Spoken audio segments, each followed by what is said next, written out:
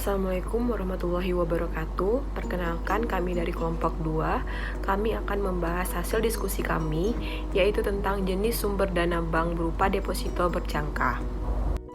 Baiklah, saya akan memperkenalkan anggota dari kelompok kami, yaitu pertama ada Doni Sape Onainggolan, yang kedua ada Gus Meta, yang ketiga ada Zulaika, yang keempat ada Sarah Karina Putri, lalu ada Devi Kania Alifinas, dan terakhir ada Muhammad Ilham Udayana.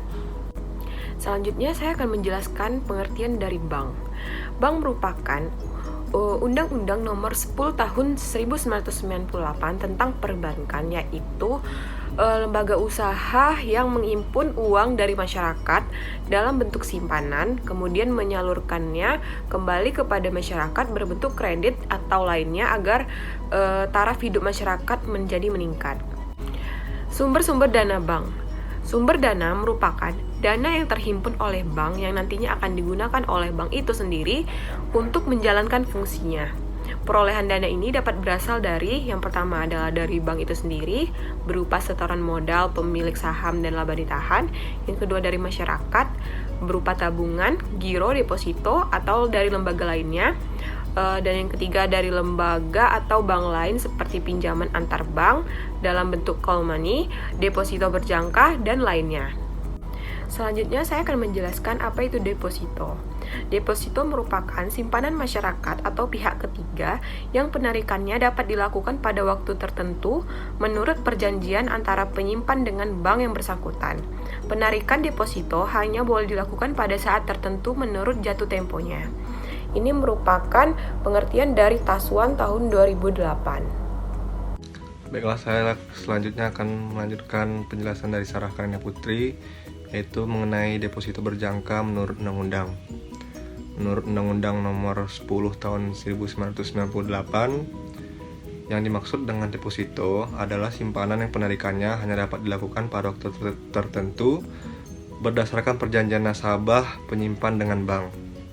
Artinya, jika nasabah deposan menyimpan uangnya untuk jangka waktu 3 bulan, maka uang tersebut baru dapat dicairkan setelah jangka waktu tersebut, di mana tanggal tersebut disebut tanggal jatuh tempo.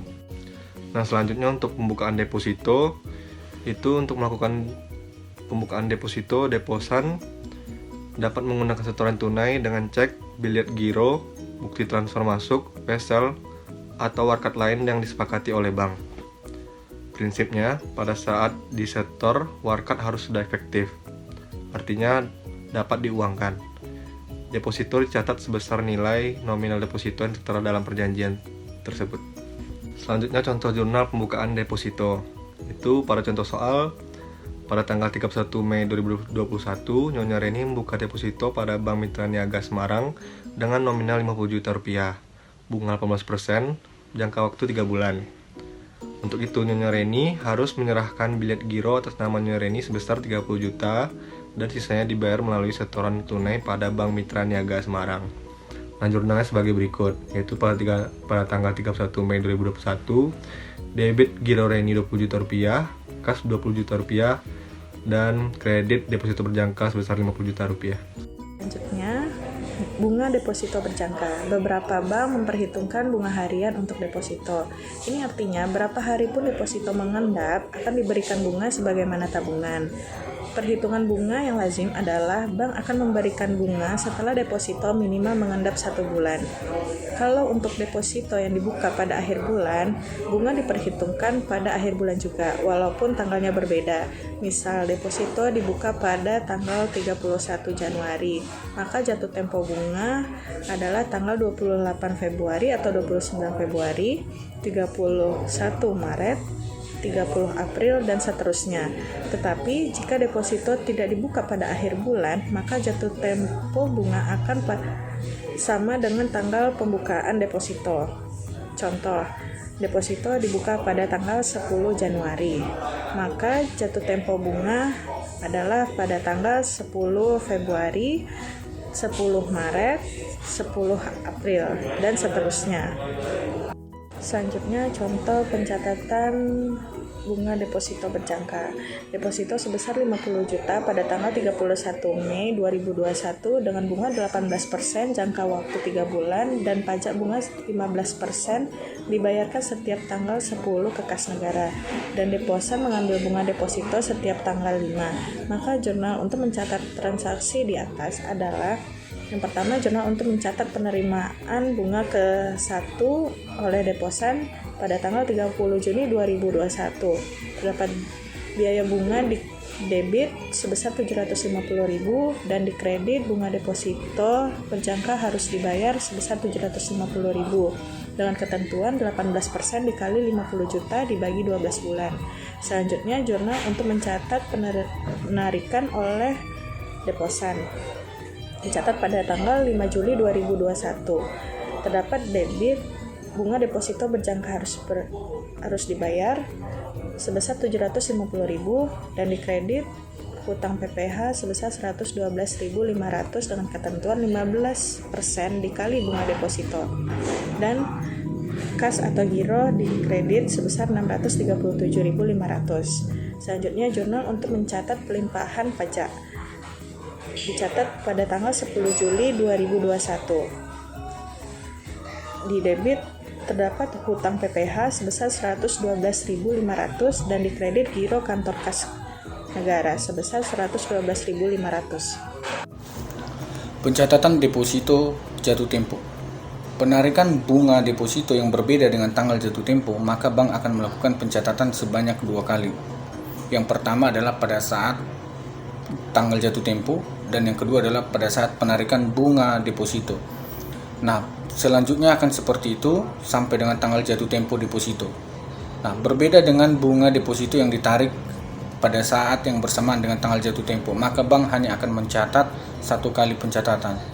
Nah, jurnalnya adalah debit deposito berjangka 50 juta, debit biaya bunga 750.000, kredit kas 50.637.500, kredit hutang PPh 112.500. Perpanjangan deposito berjangka. Perpanjangan deposito berjangka yang telah jatuh tempo dapat dilakukan dengan 2 cara, yaitu yang pertama adalah perpanjangan otomatis, yaitu di mana permintaan deposan pada saat pembukaan deposito dan dibuat perjanjian. Yang kedua adalah perpanjangan biasa, yaitu terjadi apabila ada kesepakatan antara deposan dengan pihak bank pada saat jatuh tempo di kemudian hari, dan selanjutnya ini akan dikomunikasikan. Yang jurnalnya adalah debit deposito berjangka lama, kredit deposito berjangka baru sebesar nilai yang sama. Penarikan deposito berjangka sebelum jatuh tempo. Dalam praktek perbankan, deposan bisa saja menarik deposito yang masih outstanding. Penarikan deposito sebelum jatuh tempo dapat mengganggu likuiditas bank, sebab idealnya bank akan menyiapkan dana untuk membayarkan sesuai dengan jadwal pembayaran. Oleh karena itu, bank umum konvensional mengenakan penalti tertentu terhadap deposan bila penarikan dilakukan sebelum jatuh tempo. Penalti deposito dicatat sebagai pendapatan lain-lain bank. Kebijakan mengenai penalti setiap bank berbeda-beda, namun secara umum adalah: pertama yaitu penalti dihitung sekian persen tertentu dari bunga sebelum pajak, yang kedua yaitu penalti dihitung sekian persen tertentu dari bunga setelah pajak, dan yang ketiga yaitu penalti dihitung sekian persen tertentu dari nominal deposito. Berikut adalah contoh penarikan deposito sebelum jatuh tempo. Nyonya Intan memiliki deposito berjangka 6 bulan di bank mitra sebesar 10 juta. Suku bunga 18% PA. Deposito dibuka tanggal 31 Mei 2021, kemudian ditarik kembali tanggal 30 Juni 2021. Maka jurnalnya adalah, yaitu yang pertama yaitu penalti dihitung 20% dari bunga sebelum pajak 15%. Pada jurnalnya pada tanggal 30 Juni 2021, debitnya yaitu deposito berjangka 10 juta dan biaya bunga 150.000. Kreditnya yaitu pendapatan lain-lain penalti 30 juta, hutang PPh 22.500 dan kasnya 10.097.500. 10 juta merupakan deposito. 150.000 yaitu bunga deposito, sama dengan 10 juta dikali 18% dikali 1/12. 30.000 yaitu penalti, 20% dikali 150.000. Dan 22.500 yang merupakan hutang PPh yaitu 15% dikali 150.000. Cash yaitu deposito ditambah bunga deposito yang dibayarkan oleh bank. Jurnal dari penalti dihitung 20% dari bunga setelah pajak 15%. Jurnalnya pada tanggal 30 Juni 2021.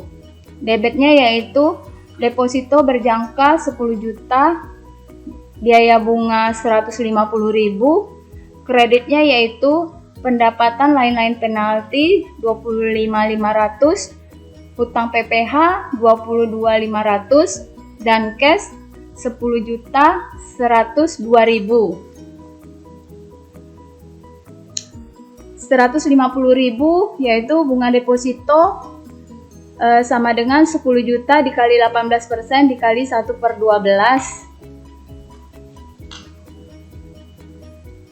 Dan 22.500 yaitu yang hutang PPh 15% dikali 150.000. Dan 25.500 pendapatan lain-lain penalti yaitu 20% dikali bunga deposito ditambah pajak bunga.